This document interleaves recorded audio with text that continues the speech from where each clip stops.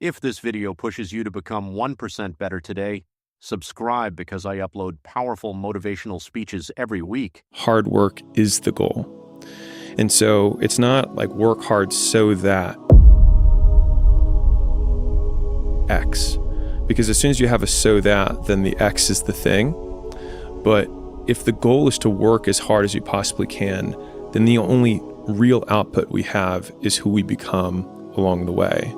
And so in reframing that, then it's something that I can win or measure myself against every day in real time throughout the day, which is how hard am I working? Because that is the goal. And then even I say this just for audio, but like everything else takes care of itself, still puts the everything else as the goal still. It's just being vaguer. But if you just say like, the only point is working hard because I know that whatever I'm going to get is stuff that I will become accustomed to. And the, I guess, opposite of the hedonic treadmill is like the resilience piece is that my ability to work hard itself is growable. And so I just need to keep my RP, my rate of perceived exertion, at 8 or 9 or 10, because I know that when I look back on my life, the days that I loved the most were days when I had nothing left in the tank. Figure out what you want, ignore the opinions of others, and do so much volume that it would be unreasonable that you would be unsuccessful.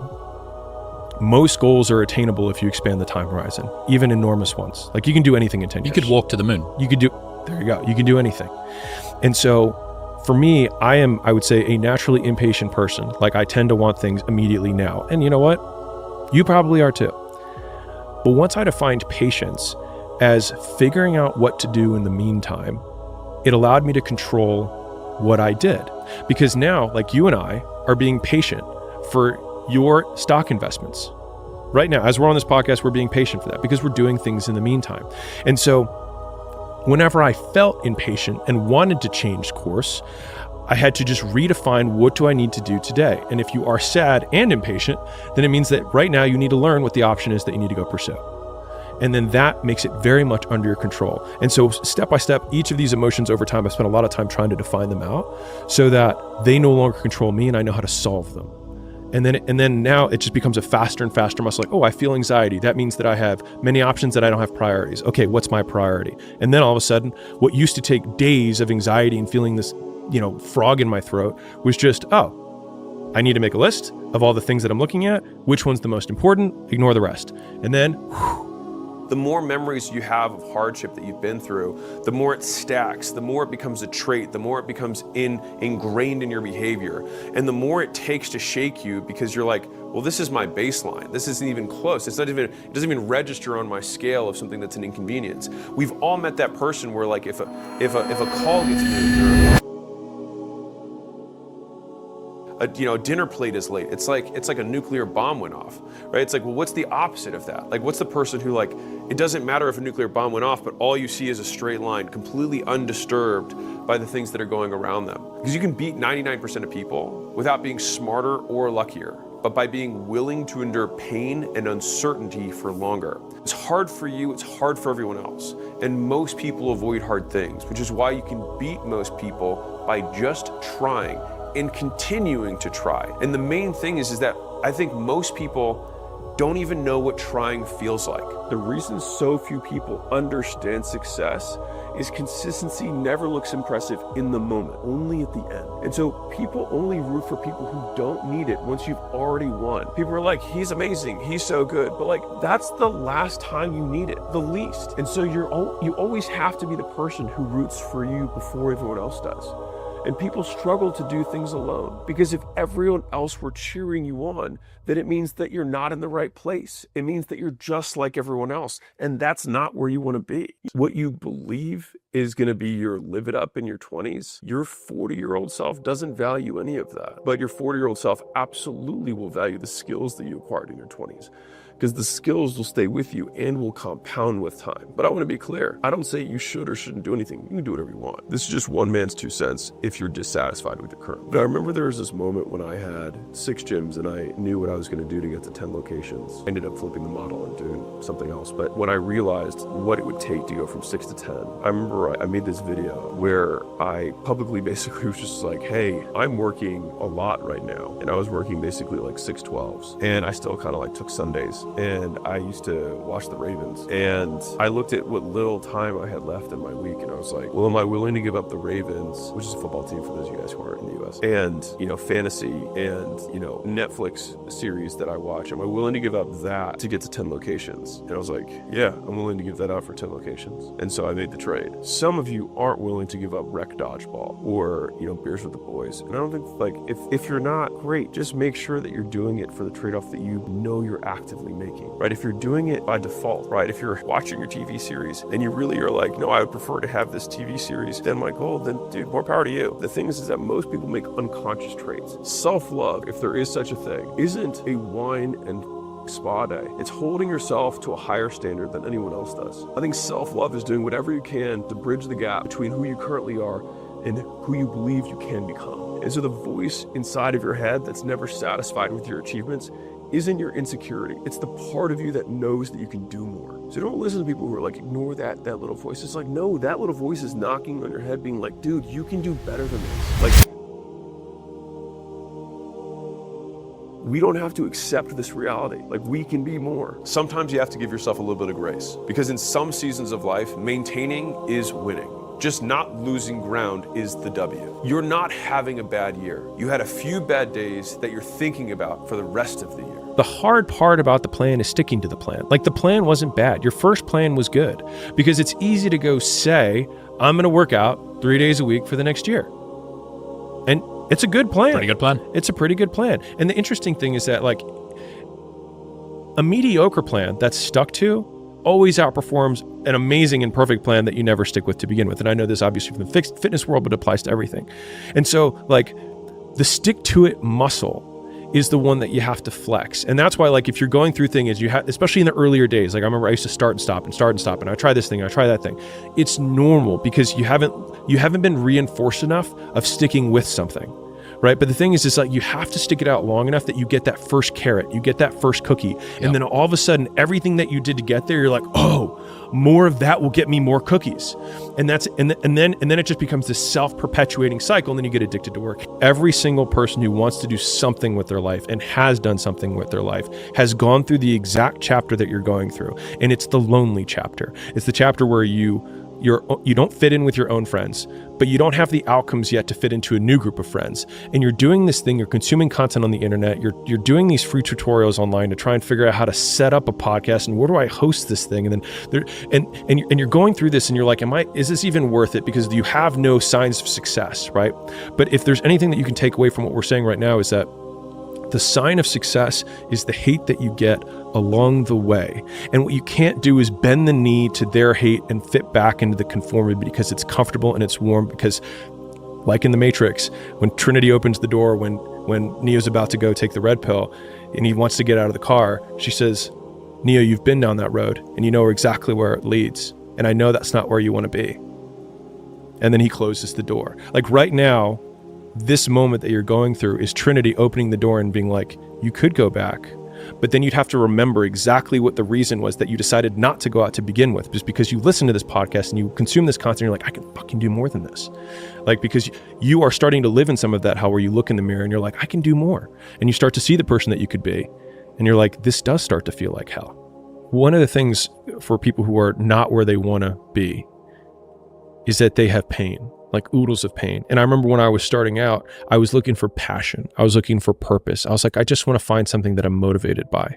But it's the cat and the cheese. It's we're looking for cheese, but we have all these cat behind us, and all we have to do is look and remember that they're behind us and chasing us. And so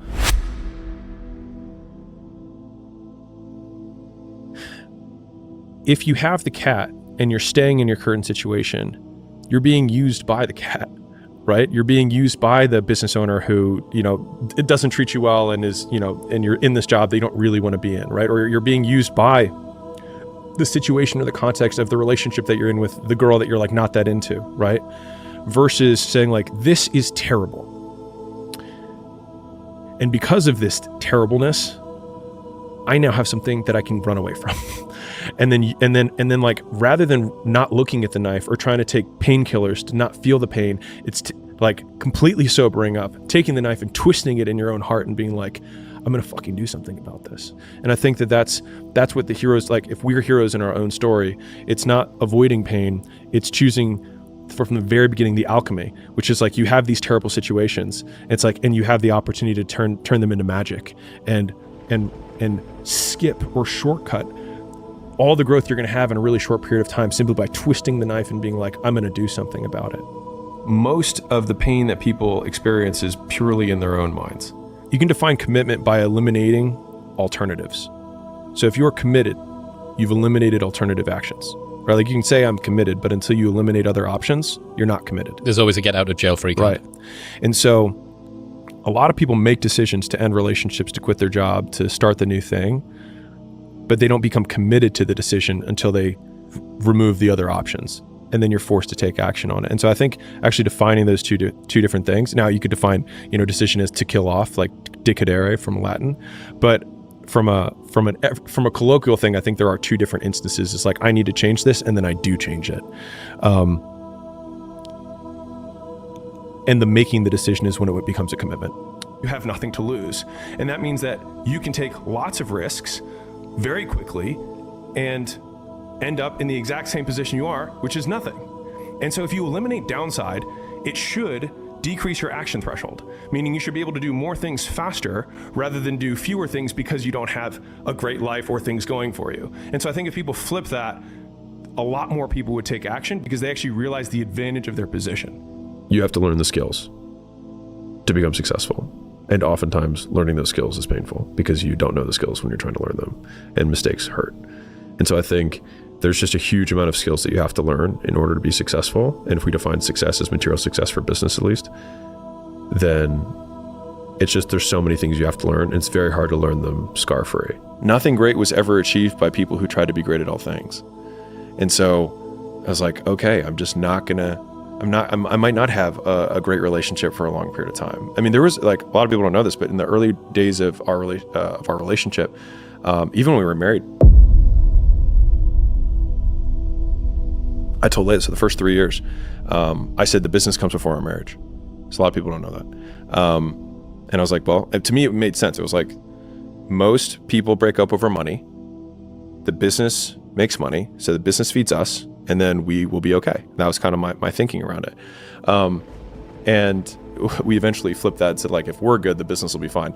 But it took 3 years to get there.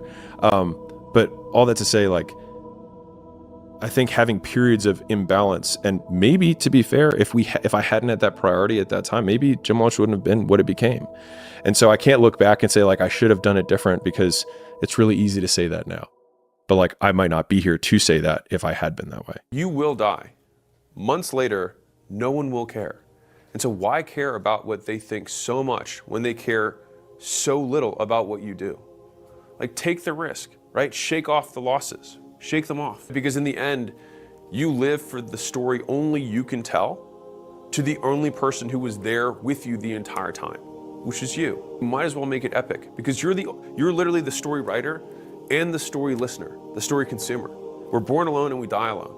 Even if other people captured your entire life, they still don't know what was going on in your head. They don't know your intentions. They don't know what you were thinking through at every given moment. Only you do that. That's why being able to, over time, in my opinion, be the judge, jury, executioner of your own faith and your own judgment is one of the most valuable things you can do, because you're the only person who can say, good job. You might win in some circumstances and not have tried. To me, that's a loss, because you know you could have put more in. You didn't empty the tank, right? You left some on the field. The other extreme, if you followed a logical thought path and you moved mountains to try and accomplish something, and if you actually had exhausted every possible path that you could think of, truly, beyond costs that were not worth the price of whatever you were trying to get, you exhausted all of the paths that were worth it, and you don't get it, other people may have said that you lost, but you know there's nothing else you could have done. And so you can still say, good job. You stay in poverty until you learn the first lesson of poverty, which is 2 words: my fault. And so when I was younger, I was really angry at my parents, like many people are, right? Justified or not, doesn't really matter. I was very angry, and I blamed them for the woes of my life. And I realized when I was 19 that these people that I hated, I was giving all the power over the fact that I wasn't the person I wanted to be. And I was like, well, it's their fault. And the idea that I had actually given these people that I hated power over my success was ultimately something that made me feel sick to my stomach and was what allowed me to point the finger of blame inwards and say my fault, and then at least take ownership over the fact that sure, maybe your dad didn't hug you enough, or maybe your mom wasn't present, or whatever it is, right? It's like, and? So I spent 5 years building a chain of gyms. So I had 6 locations. And after that, I sold 5 of them. I shut one down. And then I transitioned to doing turnarounds. In the transition between shutting my gyms down, I got a big payday because I sold my 5 gyms. Big for me, relative. I took all that money and I put it into the next thing. The partner that I had in that next thing ended up taking the money and disappearing, filing bankruptcy, and sending it to his girlfriend in Sweden. I couldn't make this up. So there was no way I could get the money back, and he had filed bankruptcy. There's no course of action for a lawsuit. And so a lot of people would probably go through that mental situation and think, and I went through this, was thinking, I just wasted the last 5 years. Like I literally started a chain, put everything into the second location, put everything in the third location, the fourth location, kept going, right? I kept doubling down, and then I get my big payday and I put it all on black, and then it disappears with one spin of the roulette. And so here I am, and I'm like, I have nothing to show for the last 5 years of work. But then in the next 12 months, I made more money than I'd ever made in my entire life up to that point. The 5 years I made more profit the next 12 months than I made in the last 5 years times like 5. And it was because, and I was only able to realize this in retrospect, which is why I'm sharing it, which is that the thing that was the outcome of those 5 years was me and the skills and the experiences that I possessed through going through it. And so whatever the next mountain that you're trying to climb is, of course it's going to be higher, but it's going to require you to go through the smaller mountains to get to that point. So, because the more able you are, the more able you realize you can become. And you will get way bigger outcomes from the things that you had, like the path that led you here, than you think you can. That's why since that moment where I lost everything, and then I was able to make more in the next 12 months, I realized that no work is wasted because I am the output of the work, not the outcome. And that was one of the biggest frame shifts for me in never thinking that work is wasted, because the more I work, the bigger my work ethic, the more my work capacity increases. The bigger your goals, the more pain you're going to endure, whether you want to or not. It's the price. And if you can endure 4 times more pain than someone else, I don't actually think that it feels 4 times more painful. I think it feels the same level of pain, but you have this padding that makes it feel worth it. Give a man a purpose and the ability to achieve it, and he will crawl over broken glass with a smile. That broken glass, like, how can you have a smile during the pain? It's because of what the pain itself represents. Champions are broken. I was like, huh. It's like people look at champions and try and find something that champion has that they don't have. He's like, but it's not that at all. He's like, they lack something everyone else has, which is an off button. They just don't stop. And at the end of the day, like, if we're optimizing for outcomes, then the most broken person will win. The person who has the absolute biggest, desire for achievement, the absolute biggest fear or pain that they're running away from, and the hardest impulse control. Now, impulse control, most people would agree, is a good thing. The other two, not as much. And so, what are we optimizing for? What problem are we solving? It's my favorite. It's probably the number one most frequently asked question that I ask to our portfolio companies whenever we're about to do anything, which is, what problem are we solving? If the problem that we're solving is that I want to be content, well, there's a lot of ways to do that. You don't need to do all these other things. If the problem you're solving is that you want to be the richest man in the world, well, you're going to have a lot of superiority complex. You're going to have a lot of crippling insecurity, and you're going to have a lot of impulse control, and you're going to have to wait a long time. What actions I'm willing to take despite the judgment of others. And so a lot of times, and it might be because I have more insecurity than everyone, that I think like, man, I want to do this thing. And then I hear all these other voices of reasons why I shouldn't do it, or why somebody else will say like, that's bad, or you're bad, or like, that's wrong, whatever. And so I think I've had to come up with a lot of these devices to get around my own insecurities, to take action despite those insecurities. And the biggest one that I think about is that it doesn't matter whether I achieve all of my goals or I don't achieve all of the goals. In 3 generations, I'll be forgotten, and the only people who were naysaying against me will also be dead. And so then it's like, just do it for me. And then when I wake up every day, there's only one voice I have to listen to. I had a mentor way back when I was starting my gyms, and he was like, yeah, we do flyers. That's how we get customers. So I was like, okay, so I'll do some of those. He said, you should try that. So, print out 300 flyers, and, advertising was expensive and I was broke. And so 300 was the appropriate amount of advertising that I could stomach. And so we put out 300 flyers. And I waited. And then the next day I got a call. I was really excited. And as soon as I pick up the phone, I was like, oh, hey. And it's like, I got one of your flyers. I was so excited. And he says, yeah, you dinged my Mercedes. And I just immediately panicked and hung up the phone. I didn't even say anything. Thankfully, he never called back. But that was the only call I got from my 300 flyers. And so I called the mentor back and I was like, hey, you told me to do, a decade plus ago. And way more entitlement. I was like, hey, you told me this was gonna work, right? And he didn't even respond to that. He was like, well, how many did you put out for your test size? And I was like, what do you mean by test size? He's like, well, what was the first batch that you tested on so that you could then scale it? And I was like, well,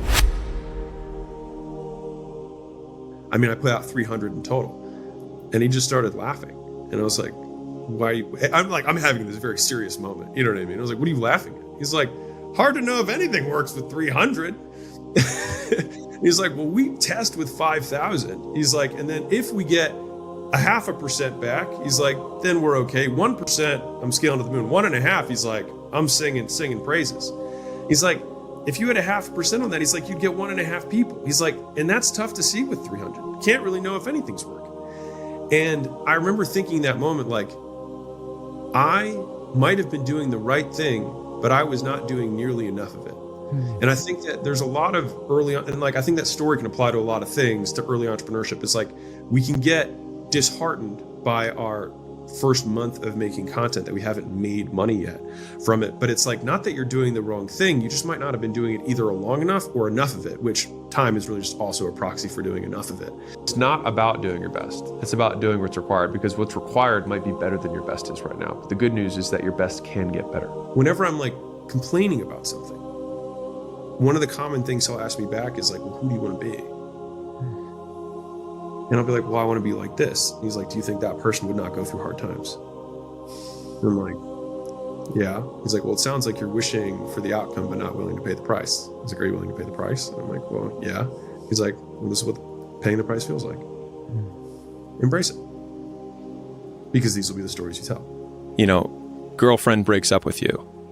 Okay, then you go into work and you sulk because you're distracted, and then you don't do the same level of effort and you're not enthusiastic. And then all of a sudden your work suffers and you get put on a PIP or you get fired. And then now you're fired and you don't have a girlfriend, and then you start gaining weight and you stop going to the gym. And all of a sudden you're like, man, bad things happen in threes. It's like, no, bad things happen all the time, and they only become interrelated if you let it affect your behavior. And so I think the equal opposite of that is thinking, okay, this bad thing occurred. What can I do to decrease the likelihood something else bad occurs in the meantime? And then boiling everything down to activities or the actions that I have to take. And I think about that actually a lot, which is how, if you think about it from the power perspective of, okay, something bad happens, how much would it affect my behavior? Well, the person who's indestructible would have something terrible happen and then nothing would change. And I love that. Well, they'd get better. Exactly, yeah. Every worthwhile goal is worthwhile because it has a cost associated with it.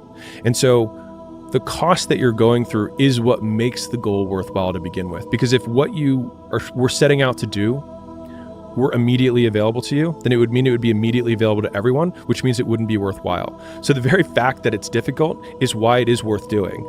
And so we can't resent the price tag of the shoes that we want to buy. We just have to make the decision of whether or not we want to pay it. I want to remind you that a lot of times what we imagine hard to be is different than how we experience hard, because the nature of hard changes too. And it's more of a limitation in how we describe hardship than it is, and I actually think there's a big problem with this. So just kind of like Eskimos have 7 different words for snow. I feel like I should have 25 different words for hard, right? The amount of things that you go through, there's lifestyle hard. Like, okay, so there's sacrifice hard of like you're giving up things that you enjoy. There's also like effort hard of like starting to do things that you hate doing, that you're not good at. There's risk hard of the fact that you could lose something that you currently have, right? That you have the chance of losing what you currently have. You have the uncertainty hard of the fact that you might be doing all of the sacrifice for nothing. There's lots of different flavors of hard, and each one of them presents at different times. And for some reason, when it gets a new kind of hard, it's a new 7th type of snowflake hard, then you're like, oh, this is different. But it's not. It's just that the thing that you grow comfortable with, then you conquer, and then you're exposed to a new level. And so I love this quote from Paul Graham. He said, if you want to make $1 million, you have to endure $1 million worth of pain. Fundamentally, in my opinion, the people who end up building, not inheriting, building tremendous wealth just have massive concentrations of pain. So don't go looking for the easy way, because it will never get you there. This one's near and dear to my heart because I was told my whole life that I was unbalanced, that I was too extreme, that I was too hardcore, that I was too all in, that I was too obsessive about everything. And I honestly had to fight to be me. And I'm making this because it's not common to be unbalanced. It's more common to be mediocre. Like the people who obsess about work-life balance tend to be mediocre at both. And so like if you want something, you have to go get it. It's like this entropy, like the world will try to drag you down and make you a part of it. It will try to dilute who you are. It will try to make you fit into the mold that they accept. And so like you have to be willing to be extreme to get an extreme result, because many of the goals and aspirations that you have probably are above average. Like actually, if you look at it, you're like, I want to make $1 million a year. Fine. Guess how rare that is. You want to guess? It's not 1%. 1% 600K in the US. And if you're global, forget about it. So you want to make $1 million a year. That's not even a 1 out of 100 goal. It's a 1 out of 200, 1 out of 300 goal. And you have that goal and you think that somehow you're going to behave like the 299 and get there. It's not normal. It's unbalanced. You have to take unrelenting, obsessive amounts of action for a disproportionate period of time where you get zero reward for doing so. If anything, you just get disproportionate punishment for taking this, and you question your own sanity half the time because you're like, am I just being crazy? Is it insane for me to have these aspirations, these goals, these dreams for my life? And everyone around you will tell you yes, because it's in their best interest, because it makes it your failure protects their ego.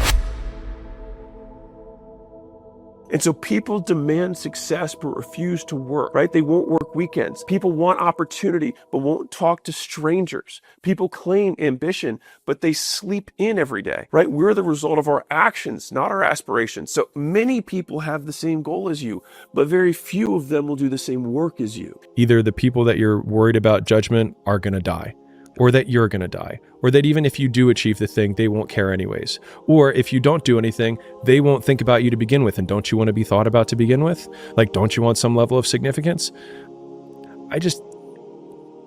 You're going to die. And you've seen these people. He lost his job, he gained weight, and man, he's just never been the same. Pull your head out of your ass. It's not your fault, but it is still your problem.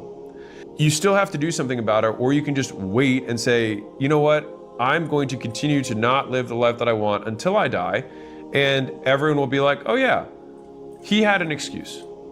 That's why. Right? Is that what you really want? Is that people were like, yeah, he had an excuse.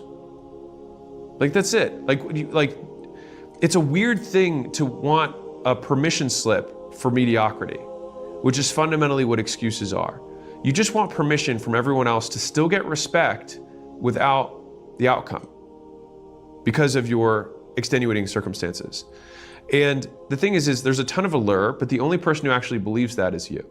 People might nod along. The people who love you might say, yeah, you know what? You are special. You are a special snowflake. Your mama might still love you. But like, you're not going to earn anyone's respect. And I think you certainly won't earn the respect of the person that matters most, which is you. Because you'll always know that you could have done more, that you could have done better. You can define commitment by eliminating alternatives. So if you're committed, you've eliminated alternative actions. Right? Like you can say I'm committed, but until you eliminate other options, you're not committed. There's always a get out of jail free card. Right. And so a lot of people make decisions to end relationships, to quit their job, to start the new thing, but they don't become committed to the decision until they remove the other options. And then you're forced to take action on it. And so I think actually defining those two different things. Now you could define, decision as to kill off, like decidere from Latin, but from a colloquial thing, I think there are two different instances. It's like I need to change this, and then I do change it. And the making the decision is when it becomes a commitment. If the goal is to get better and you're like, man, I really want to learn something from this podcast. If you listen to this podcast and then you're in the same exact conditions as you were before, and then you do not change your behavior, you learned nothing. And so a lot of people are like, man, he's so smart, but he just doesn't. It's like, well, then if he doesn't change his behavior and he's in the same conditions, he's a dummy. He's not that smart. And so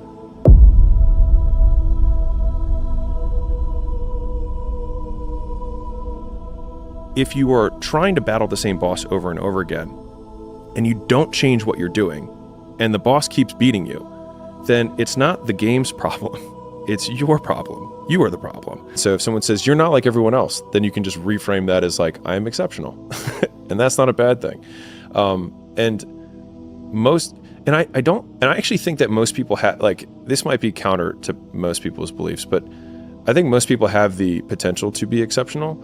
And because most people are peculiar in their own way. They just stifle that because they want to be accepted by most people, but in so doing, never accomplish what they want to do because they conform. And so, like, if there's probably a lot of things about the world or even your world around you that you're like, this never made sense to me, but then you do it anyways. And I think that a lot of innovation and a lot of what makes people exceptional is feeling, thinking that thought or seeing that thing and then being like, I don't think I'm going to follow that rule anymore. Like, why do I need to shower twice a day? Like, I don't know. Like, why do I need to wear different clothing?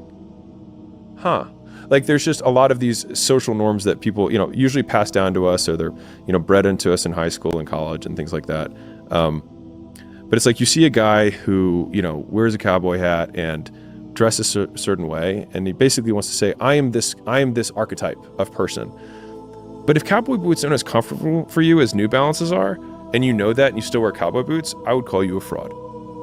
Because like that is like it's like a micro rebellion against yourself.